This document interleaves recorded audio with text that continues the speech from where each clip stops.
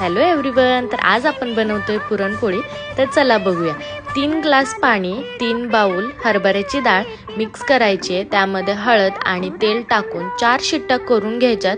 Cooker गार झाल्यानंतर जे डाळीतलं पूर्ण पाणी आहे ते आपल्याला चाळणीमध्ये ओतून काढून घ्यायचंय आणि त्या डाळीच्या पाण्याची आपण आमटी बनवली आहे। आपल्या चॅनलवरती आपण व्हिडिओ अपलोड केलाय, नक्की चेक करा। ही डाळ पूर्ण बारीक करायची म्हणजे आपल्याला वाटताना हात दुखून येत नाही। त्यामध्ये गूळ टाकायचा आहे। गूळ मेल्ट झाल्यानंतर त्यामध्ये आपल्याला विलायची पावडर टाकायची आहे। चांगलं हलवत राहायचं आहे। मग हे सुकं बॅटर होतं आपलं।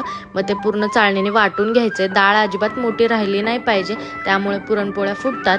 आणि मग हे छानसं पातळ गव्हाचं पीठ आपलं मळून घ्यायचंय। त्यामध्ये छोटा गव्हाचा पिठाचा गोळा आणि पुरण जास्त करून पॅक करून छान पुरणपोळ्या आल्हादपणे लाटून घ्यायच्यात। खूप छान होतात। फक्त मापाप्रमाणे सर्व गोष्टी करा।